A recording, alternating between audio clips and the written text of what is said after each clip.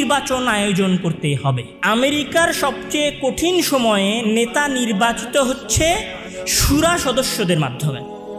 বাংলাদেশে যখন 24-এর অভ্যুত্থান হলো, বাংলাদেশের সবচেয়ে টিপিক্যাল মোমেন্টে, সবচেয়ে কঠিন মুহূর্তে নেতা নির্বাচন হলো শুরা সদস্যদের মাধ্যমে। সিরিয়ায় যখন সবচেয়ে কঠিন মুহূর্ত আসলো, তখন সিরিয়ার প্রেসিডেন্ট হলেন তৎকালীন মুজাহিদদের পরামর্শের মাধ্যমে আহমদ আশ-শারা, আর আমাদের দেশে হলেন ডক্টর ইউনুস, আমেরিকায় হলেন জর্জ ওয়াশিংটন। আমার প্রশ্ন হচ্ছে, একটা দেশের সবচেয়ে কঠিন মুহূর্তে যদি পরামর্শের মাধ্যমে নেতা নির্বাচনের প্রয়োজন হয়, তাহলে একটা দেশ স্থিতিশীল পরিবেশে যাওয়ার সাথে সাথেই কেন নির্বাচন আয়োজন করতে হবে?